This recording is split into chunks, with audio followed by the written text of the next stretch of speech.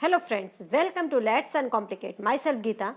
आज 27 सितंबर है और 27 सितंबर से रिलेटेड जितने भी इंपॉर्टेंट क्वेश्चंस बनते हैं वो सब हम इस वीडियो में जो है डिस्कस करेंगे और इससे रिलेटेड फैक्ट्स भी देखेंगे। साथ ही इससे रिलेटेड और भी क्वेश्चंस देखेंगे जो कि कभी ना कभी किसी न किसी गवर्नमेंट एग्जाम में पूछा ही गया है। तो ये जितने भी क्वेश्चंस हैं ये सभी गवर्नमेंट एग्जाम के पॉइंट ऑफ व्यू से बहुत ही इंपॉर्टेंट है। तो इसे ध्यान से देखिए एंड अगर वीडियो पसंद आए तो प्लीज़ इसे लाइक कीजिए एंड शेयर कीजिए ताकि ज़्यादा से ज़्यादा लोगों को हेल्प मिल सके। और अगर चैनल सब्सक्राइब नहीं किया है तो सब्सक्राइब कर लीजिए ताकि वीडियो की नोटिफिकेशन रोज़ आपको मिल सके और आप तैयारी अच्छे से कर सकें। तो स्टार्ट करते हैं। भारत की पहली तटरक्षक अकादमी जो है कहाँ स्थापित की जाएगी? कोची में, ये कोचोई है तो कोची में, जामनगर या मंगलुरु या चेन्नई। तो जो पहली जो अब तटरक्षक अकादमी है वो स्थापित की जा रही है कहाँ पर? मंगलुरु में। इसका आंसर जो है क्या होगा? थर्ड, मंगलुरु। तो मैंगलोर में जो है ये स्थापित किया जा रहा है। और साथ ही इससे देख लीजिए कि भारत की जो पहली तटरक्षक अकादमी है ये पहली तटरक्षक अकादमी है जो कि मंगलुरु में स्थापित की जाएगी। सबसे पहले जब ये योजना शुरुआती दौर में जो है ये योजना जो है केरल के अजिक्कल में एक अकादमी जो है स्थापित करने की बात की गई थी। मतलब केरल के अजिक्कल में एक अकादमी स्थापित करने की थी, लेकिन बाद में जो है इसे बदल दिया गया और इस अकादमी की स्थापना के लिए जो है कर्नाटक औद्योगिकी क्षेत्र विकास बोर्ड मतलब KIADB की लगभग कितने भूमि 158 एकड़ की भूमि जो है ली गई है। किससे? कर्नाटक से। यह परियोजना जो है ICG की मैत्रीपूर्ण देशों के अधिकारियों को प्रशिक्षित करने में सक्षम बनाएगी और जहां से इसे बहुत ही अधिक मांग प्राप्त होगी। नेक्स्ट क्वेश्चन देखते हैं। निम्नलिखित में से किसने बांग्लादेश को देश के ग्रामीण क्षेत्रों में सुरक्षित जल और स्वच्छता सेवाओं तक पहुंच में सुधार के लिए $200 मिलियन के ऋण को मंजूरी दी है? यहाँ पे देखिए, सुरक्षित जल और स्वच्छता सेवाओं तक पहुंचने के उसमें सुधार के लिए किसने जो है बांग्लादेश को $200 मिलियन की ऋण की मंजूरी दी है? विश्व बैंक या IMF ने या ADB ने या AIIB ने? तो ये जो किसने दी है $200 मिलियन की ऋण की मंजूरी जो दी है वो विश्व बैंक ने दी है। इससे रिलेटेड फैक्ट्स भी देख लेते हैं। विश्व बैंक ने जो है बांग्लादेश के लिए कितने $200 मिलियन के ऋण की मंजूरी दी है? इसका उद्देश्य क्या है? देश के ग्रामीण क्षेत्रों में जो है सुरक्षित जल और स्वच्छता सेवाओं तक पहुंच में सुधार करना, कि ताकि गांव-गांव में जो है सुरक्षित जल लोगों को मिल सके और स्वच्छता सेवाओं तक लोग जो है पहुंच सके। यह परियोजना जो है 3.6 मिलियन से अधिक ग्रामीण लोगों को स्वच्छता सेवाएं भी प्रदान करेगी। 30 वर्षीय रियायती ऋण में 5 वर्ष की छूट की अवधि है। यह विश्व बैंक के अंतर्राष्ट्रीय विकास संघ से आता है। विश्व बैंक के बारे में समझिए। विश्व बैंक की जो स्थापना की गई थी ये 22 जुलाई 1944 में की गई थी। और साथ ही जो है इसके सदस्य देश कितने हैं? विश्व बैंक में जो है आज के टाइम में 189 सदस्य हैं और ये बहुत ही इंपॉर्टेंट है। ये कई बार क्वेश्चंस जो है कई गवर्नमेंट एग्जाम में पूछे गए हैं। और इसका मुख्यालय कहाँ पर है? Washington DC, United state. और इसके राष्ट्रपति कौन है? डेविड मलपास है। और इसका काम क्या है? घटक मतलब international bank for reconstruction and development and the international development association. आगे देखते हैं। भारत में लॉकडाउन के कारण नेपाल निर्मित यान की मांग जो है बढ़ गई है। भारत नेपाल द्वारा उत्पादित कुल यान का कितना प्रतिशत जो है आयात करता है? भारत में जो है लॉकडाउन के कारण नेपाल में जो यान है उसकी मांग बढ़ रही है। तो भारत जो है नेपाल से यान की कितनी जो है कितने प्रतिशत वो जो है आयात करता है, मतलब मंगवाता है? तो ये 30%, मतलब 30, 40, 50 या 60? तो इसका उत्तर जो है वो है 60%। जो भारत है नेपाल से जो नेपाल में यान निर्मित किया जाता है उसका जो है 60% जो है भारत आयात करता है। तो इससे संबंधित और कुछ चीज़ें हम देख लेते हैं। सबसे पहले भारत में लॉकडाउन के कारण नेपाल में निर्मित यान की मांग तो बढ़ गई है, लेकिन इस उछाल से नेपाल के स्थानीय उत्पादकों को जो है क्या होगा? मदद मिलेगी। साथ ही वे अपनी क्षमता के 60% पर काम कर रहे हैं। साथ ही भारत नेपाल द्वारा उत्पादित कुल यान का लगभग कितना परसेंट, 60% जो है वो क्या करता है, आयात करता है। और नेपाल से रिलेटेड फैक्ट्स देख लीजिए कि नेपाल की जो राजधानी है, पता होना चाहिए, काठमांडू है। इसकी करेंसी जो है वो नेपाली रुपीज़ है। और यहाँ के जो प्राइम मिनिस्टर है वो खड्गा प्रसाद शर्मा ओली अर्थात KP शर्मा ओली हैं।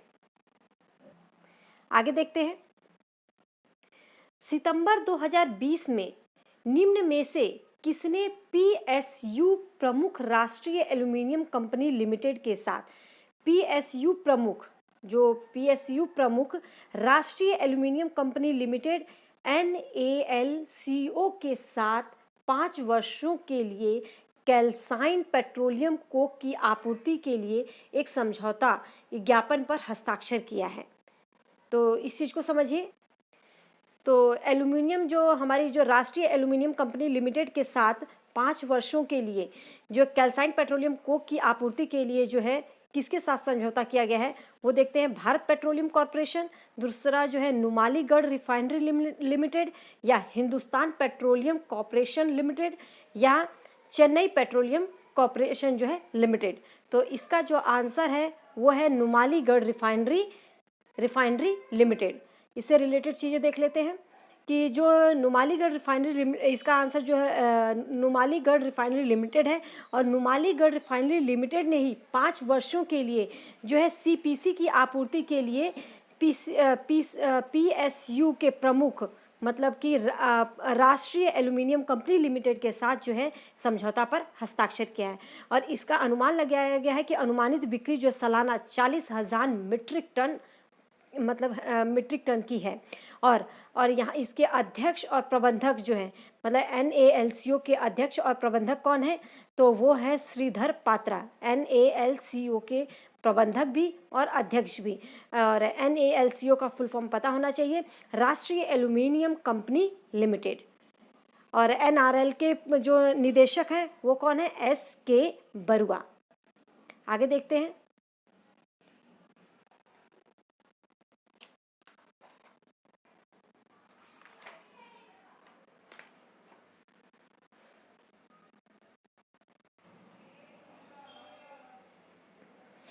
प्रतियोगिता की जो विषय वस्तु है वो women with chronic obstructive pulmonary disease वाली महिलाएं, उन्हें जो है श्वसन मतलब कि सांस लेने में रोगों वाली महिलाओं की छवियों की एक श्रृंखला बनाने के लिए भी कमीशन दिया जाएगा, जिसका दिसंबर 2020 में अनावरण किया जाएगा।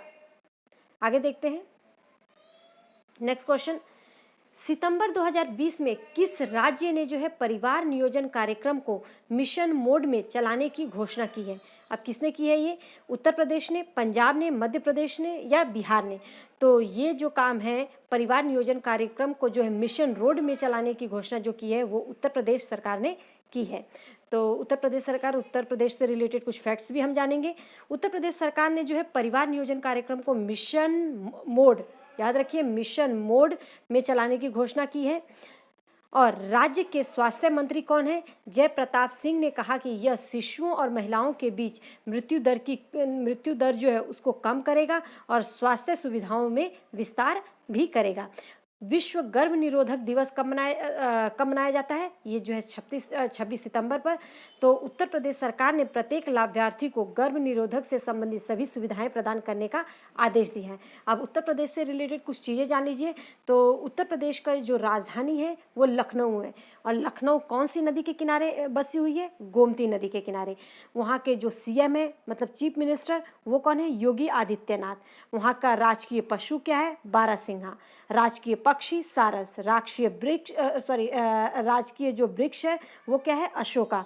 वहाँ पे जिलों की संख्या कितनी है? वहाँ की जिलों की संख्या 75 है। और लोकसभा की सीटें कितना है? वो 80। राज्यसभा में सीटें 31।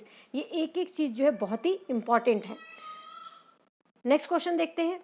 रक्षा मंत्री राजनाथ सिंह जो है सितंबर 2020 में देहरादून में भारतीय सैन्य परिसर पर कितनी सुरंगों के निर्माण का आभासी उद्घाटन करेंगे? कितनी सुरंगों का? तो 2, 3, 4 या 5? तो इसका उत्तर जो है वो 2 है। और रक्षा मंत्री जो राजनाथ सिंह हैं वो 28 सितंबर को देहरादून में भारतीय सैन्य परिसर पर 2 सुरंगों का निर्माण करने की बात कही है।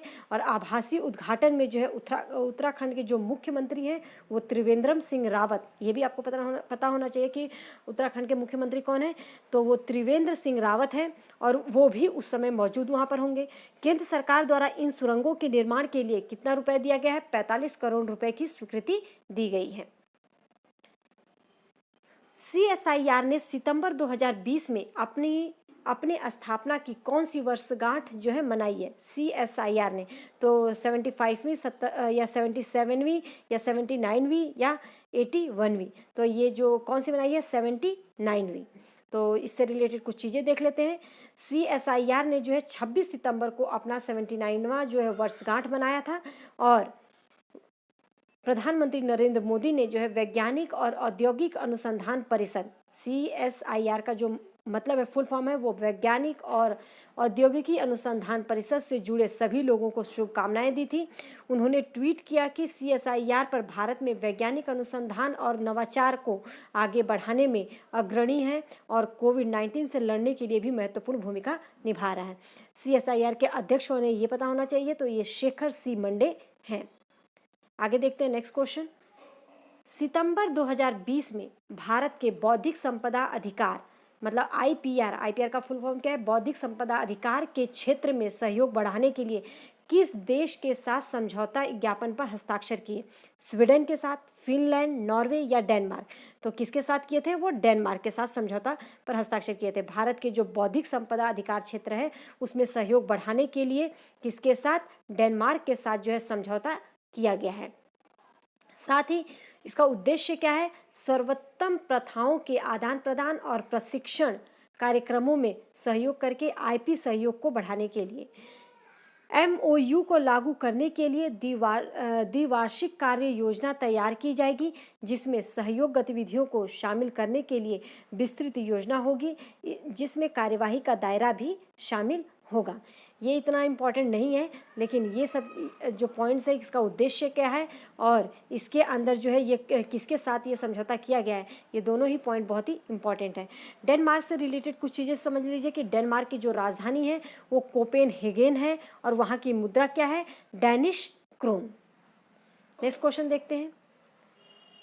सितंबर 2020 में किस राज्य में केंद्रीय कृषि और किसान कल्याण मंत्री जो है नरेंद्र सिंह तोमर ने नए भारतीय अनुसंधान संस्थान का उद्घाटन किया है? किसने? नरेंद्र सिंह तोमर ने जो है किस नए भारतीय अनुसंधान संस्थान का जो उद्घाटन किया है? मणिपुर में, सिक्किम, उड़ीसा या असम? तो वो कौन सा राज्य है? असम। जो असम में जो है इन्होंने केंद्रीय कृषि और किसान कल्याण मंत्री कौन है? नरेंद्र सिंह तोमर। और इन्होंने जो है असम के गोगामुख में एक नए भारतीय कृषि अनुसंधान संस्थान का उद्घाटन किया है। इसका नाम जो है पंडित दीनदयाल उपाध्याय के नाम पर रखा जाएगा और यह देश के पूर्वोत्तर राज्यों में कृषि, शिक्षा और अनुसंधान के विकास को गति देगा। और असम से रिलेटेड कुछ चीज़ें जो है आप जान लीजिए। तो असम जो है, असम की राजधानी क्या है? वो दिसपुर है। यहाँ के जो CM हैं मतलब चीफ मिनिस्टर हैं वो सर्बानंद सोनोवाल हैं और यहाँ के गवर्नर जो है वो जगदीश भीम है।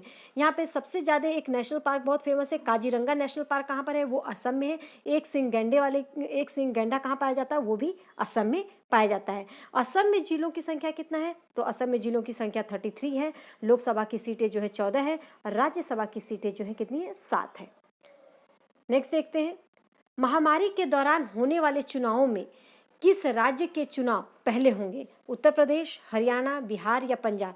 तो सबसे पहले महामारी के दौरान सबसे पहले जो चुनाव हो रहा है तो वो कौन सा है? बिहार राज्य। बिहार में जो है सबसे पहले चुनाव कराया जाएगा और ये चुनाव जो है 3 चरणों में होगा। महामारी के दौरान होने वाले चुनावों में बिहार का चुनाव सबसे पहले हो रहा है और मुख्य चुनाव आयुक्त सुनील अरोड़ा, मुख्य चुनाव आयुक्त कौन है? सुनील अरोड़ा। इन्होंने कहा है कि 28 अक्टूबर से शुरू होने वाले चुनाव 3 चरणों में होगा। वोटों की गिनती जो है 10 नवंबर को होगी। तो आगे क्या है? चरणों की संख्या कम कर दी गई है, लेकिन मतदान का समय 1 घंटे बढ़ाकर शाम 6 बजे तक कर दिया जाएगा और कोविड-19 रोगी दिन के अंतिम घंटे में मतदान करेंगे। और बिहार से रिलेटेड जो कुछ महत्वपूर्ण बातें वो समझ लीजिए कि लोकसभा की वहाँ पे सीटें कितनी है, 40 है। राज्यसभा की सीटें जो है 16 हैं। और वहाँ राजकीय पशु जो है वो गौर है, और साथ ही राजकीय जो पक्षी है वो घरेलू गौरैया है।